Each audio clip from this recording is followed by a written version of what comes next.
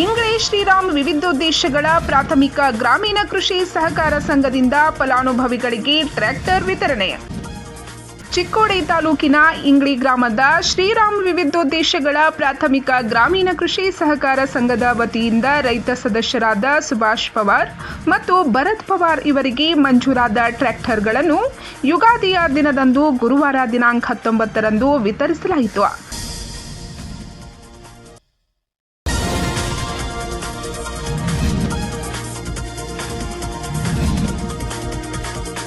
ಕಾರ್ಯಕ್ರಮದಲ್ಲಿ ಡಿಸಿಸಿ ಬ್ಯಾಂಕಿನ CEO SC ಕಳಾವಂತ್ ಮತ್ತು ಬ್ಯಾಂಕ್ ನಿರೀಕ್ಷಕ ರೋಹಿದಾಸ್ ಕುರುಳೆ ಭಾಗವಹಿಸಿ ಟ್ರ್ಯಾಕ್ಟರ್ಗಳಿಗೆ ಪೂಜೆ ಸಲ್ಲಿಸಿ ಫಲಾನುಭವಿಗಳಿಗೆ ಟ್ರ್ಯಾಕ್ಟರ್ ಕೀ ಹಸ್ತಾಂತರಿಸಿದರು.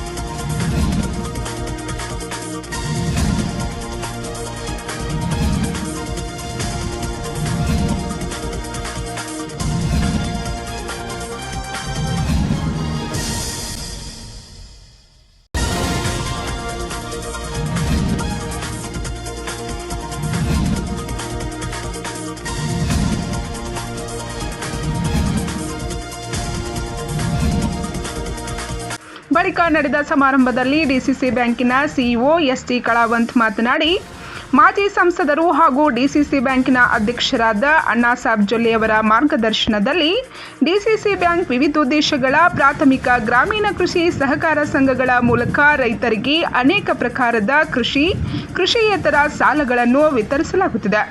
ಇಂಗ್ಳಿ ಗ್ರಾಮದ ಶ್ರೀರಾಮ್ ಪಿಕೆಪಿಎಸ್ಗೆ ದಾಖಲೆಯ ಸುಮಾರು 5.2 ಕೋಟಿ ಪತ್ರ ನೀಡಲಾಗಿದೆ. ರೈತರು ಇದರ ಲಾಭ ಪಡೆದುಕೊಳ್ಳಬೇಕು.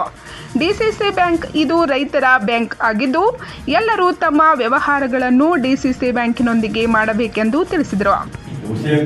ಬ್ಯಾಂಕ್ ಇಲ್ಲಿ ಮಟ್ಟ ಯಾವ ಸಂಘ ಫಸ್ಟ್ ಹುಟ್ಟಿದೆ ಮ್ಯಾಕ್ಸಿಮಮ್ ನಾವು ಕೊಟ್ಟೋದು 1 ಕೋಟಿ 1.5 ಕೋಟಿ ಅದು ನಿಮ್ಮ ಸಂಘಕ್ಕೆ. ಯಾಕಂದ್ರೆ 5 ಕೋಟಿ 20 ಲಕ್ಷ ಯಾಕಂದ್ರೆ ಹೇಳೋ ಉದ್ದೇಶ ಏನು ಬಹುಶಃ ನಮ್ಮ ಬ್ಯಾಂಕ್ನಾಗ ಮಾಡಿ ಯಾಕೆ ಮಾಡಬೇಕು. ಯಾಕಂದ್ರೆ ನಿಮ್ಮದ ವೆಹಿಕಲ್ ಲೋನ್ ಬೈಕ್ ಹೇಳ್ತೀವಿ, ಉಳಿದ ಕಡೆ 8 ಇರ್ತೈತಿ, 7 ರೂಪಾಯಿ 25 ಪೈಸೆ, 6 ರೂಪಾಯಿ 45 ಪೈಸೆ. ಅವು ಹೆಂಗೈತಂದ್ರೆ ಇಂಗ್ಳ್ಯಾಗ ಬಹುಶಃ ಹೊಳಿ ಐತಿ. ನೀವು ನೋಡಿದ್ರಿ ಬೆಲ್ಲ ಹಾಕೊಂಡು ಕೂತಿರ್ತಲ್ಲ, ಅವ್ರು ಬೆಲ್ಲ ಹಾಕೊಂಡು ಮೀನ ಇದ್ದಾರೆ. ನಮ್ಮಲ್ಲಿ ಯಾಕೆ ಇರ್ಬೇಕು ಅನ್ನೋದು ಭಾಳ ನಿಂತಿದೆ. ಒಂದು ಊರಾಗ ಒಬ್ರು ಗೌಡ್ರಿಗೆ ಸಂಜೆಗೆ ಏನು ಊಟ ಮಾಡ್ಬೇಕು ಅನ್ನೋದು ನಿಮ್ಗೆ ಬಿಡಿ.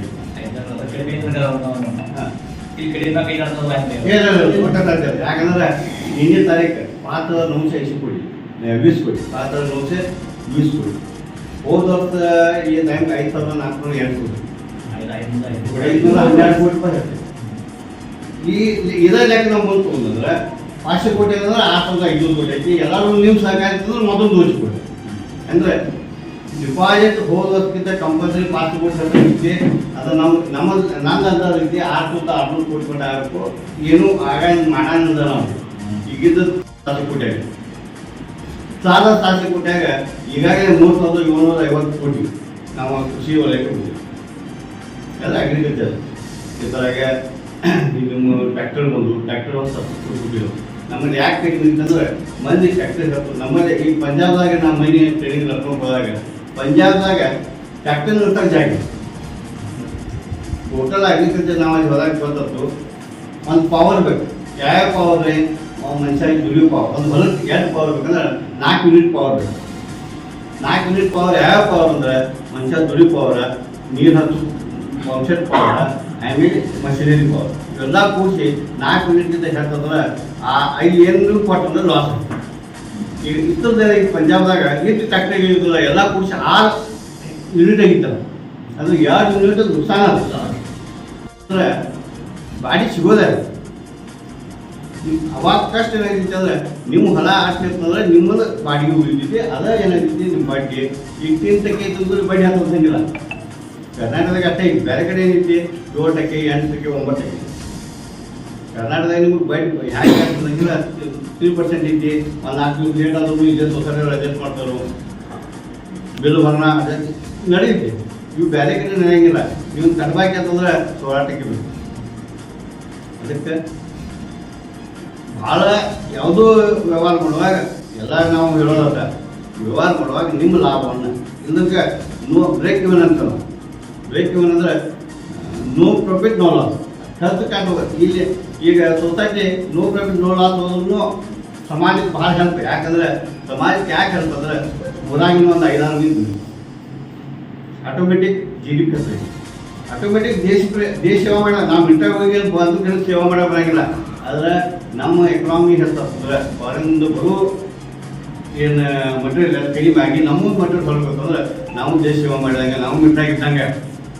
ಬ್ಯಾಂಕ್ ನಿರೀಕ್ಷಕ ರೋಹಿದಾಸ್ ಕುರುಳೆ ಮಾತನಾಡಿ, ಡಿಸಿಸಿ ಬ್ಯಾಂಕಿನ ಅಧ್ಯಕ್ಷರಾದ ಅಣ್ಣಾಸಾಬ್ ಜೊಲ್ಲೆಯವರ ಮಾರ್ಗದರ್ಶನದಲ್ಲಿ ರೈತರಿಗೆ ಶೂನ್ಯ ಬಡ್ಡಿ ದರದಲ್ಲಿ ಬೆಳೆ ಸಾಲ, 3% ದರದಲ್ಲಿ ಟ್ರ್ಯಾಕ್ಟರ್ ಮತ್ತು ಕೃಷಿ ಯಂತ್ರೋಪಕರಣಗಳ ಸಾಲ, ಇದರ ಜೊತೆಗೆ ಹೌಸಿಂಗ್ ಸಾಲ, ವಾಹನ ಸಾಲ ಮತ್ತು ಸ್ವಸಹಾಯ ಸಂಘಗಳ ಮುಖಾಂತರ ಅತಿ ಕಡಿಮೆ ಬಡ್ಡಿ ದರದಲ್ಲಿ ಸಾಲಗಳನ್ನು ವಿತರಿಸಲಾಗುತ್ತಿದೆ ಎಂದು ತಿಳಿಸಿದರು. ಇದ್ರ ಪೈಕಿ 2,45,02,000 ಸಾಲ ಹಂಚಿಕೆ ಮಾಡಿದ್ದೀವಿ. ಇನ್ನು ಇದೇ ರೀತಿಯಾಗಿ 2 ಜನಕ್ಕೆ ನಾವು ಪೆಟ್ರೋಲ್ ಲೋನ್ ಕೊಡ್ತೀವಿ. ಇನ್ನು ಇದೇ ರೀತಿ ನಾವು ಭಾಳಷ್ಟು ರೈತರಿಗೆ ಅನುಕೂಲ ಆಗೋದ್ರಿಂದ ಪೆಟ್ರೋಲ್ ಲೋನ್ ಕೊಡ್ರಿ ಮತ್ತು ಪೈಪ್ಲೈನ್ ಲೋನ್ಗಳನ್ನು ಇದು ಮಾಡ್ತೀವಿ. ಅದ್ರ ಜೊತೆಗೆ ಈಗಾಗಲೇ ನಾವು ಹೊಸದಾಗಿ ಏನು ನಮ್ಮ ಬ್ಯಾಂಕಿನ ಅಧ್ಯಕ್ಷರು ಏನು ಹೊಸ ಯೋಜನೆಗಳು ಮಾಡಿದರು, ಇದು ಏನಂತಂದ್ರೆ ಎಲ್ಲರಿಗೂ ಅನುಕೂಲ ಆಗೋದು.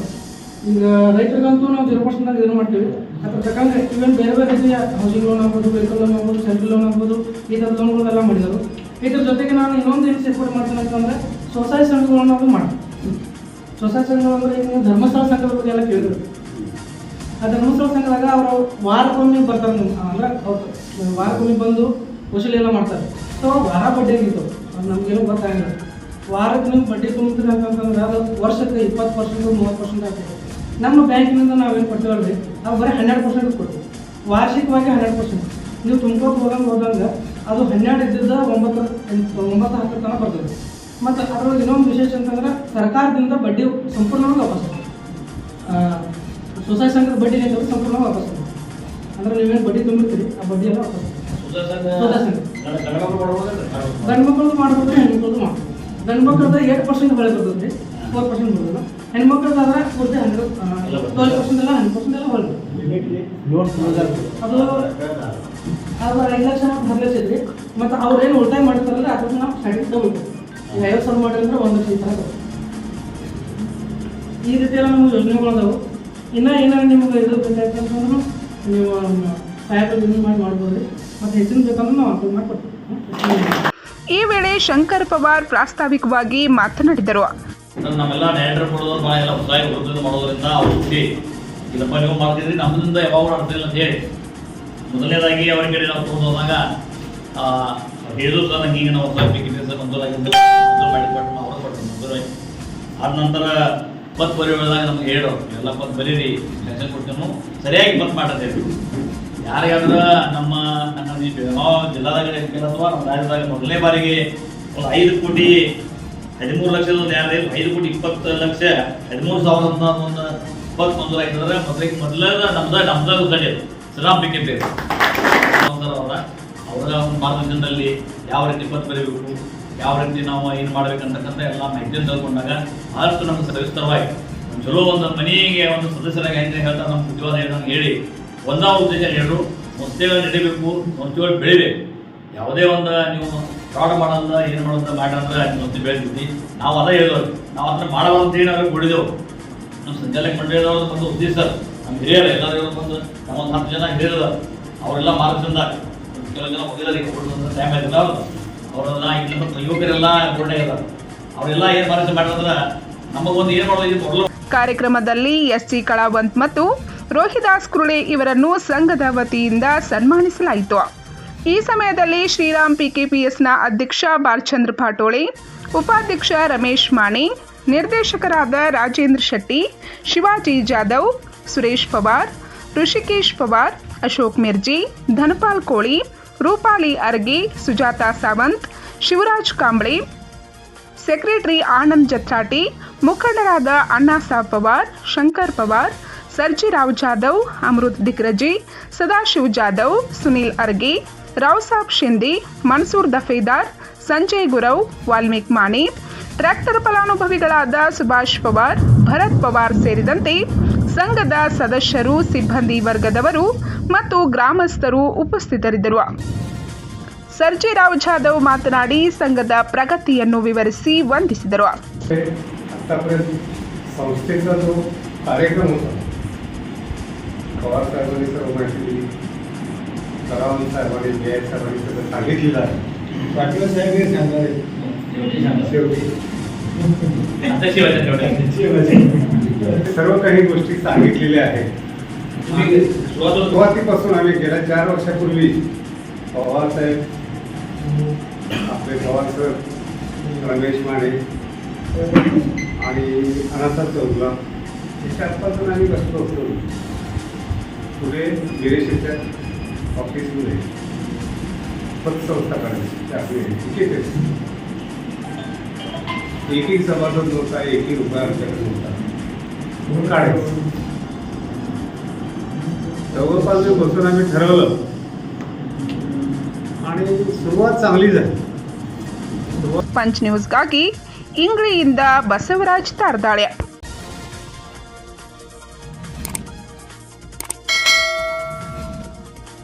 ಸಿರ್ಸಿಯ ಹಸಿರು ಪ್ರಕೃತಿಯಲ್ಲಿ ಬೆಳೆದ ಶುದ್ಧ ಮತ್ತು ಸುಗಂಧಿತ ಲಯನ್ ಸುಪಾರಿ. ಪ್ರತಿ ಕಾಳಿನಲ್ಲೂ ಇದೆ ನೈಜ ರುಚಿ ಮತ್ತು ಪರಂಪರೆಯ ಗಂಧ.